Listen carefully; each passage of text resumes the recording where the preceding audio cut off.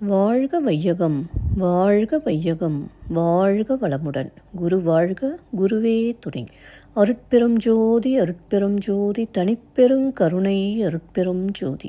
எல்லா உயிர்களும் இன்புற்று வாழ்க, வள்ளல் மலரடி வாழ்க வாழ்க. வாழ்க வளமுடன்.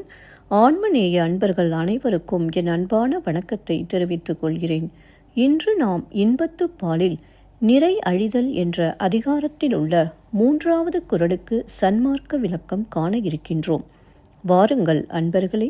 அதிகாரம் நிறை அழிதல். குறள் 1253. மறைப்பேன் மண் காமத்தை யானோ குறிப்பின்றி தும்மல் போல் தோன்றிவிடும். மறைப்பேன் மண் காமத்தை யானோ குறிப்பின்றி தும்மல் போல் தோன்றிவிடும். முதலில் உலகியல் விளக்கம் காண்போம். யான் காமத்தை என்னுள்ளே மறைக்க முயல்வேன். ஆனால் அதுவே என் குறிப்பின்படி நிற்காமல் தும்மல் போல் தானே வெளிப்பட்டு விடுகின்றது. இப்பொழுது சன்மார்க்க விளக்கத்தை காண்போம். ஏனோ என் அன்பை என்னால் மறைக்க முடியவில்லை.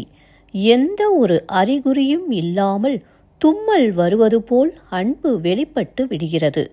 மீண்டும் ஒரு முறை கூறுகிறேன். ஏனோ என் அன்பை என்னால் மறைக்க முடியவில்லை. எந்த ஒரு அறிகுறியும் இல்லாமல் தும்மல் வருவது போல் அன்பு வெளிப்பட்டு விடுகிறது. ஒரு சிறிய விளக்கம்.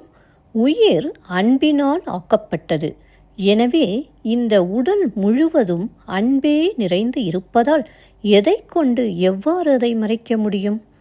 நன்றி அன்பர்களே. மீண்டும் அடுத்த பதிவில் உங்களை சந்திக்கும் வரை உங்களிடமிருந்து விடைபெறுவது திருமதி பாரதி சேகர். வாழ்க வளமுடன்.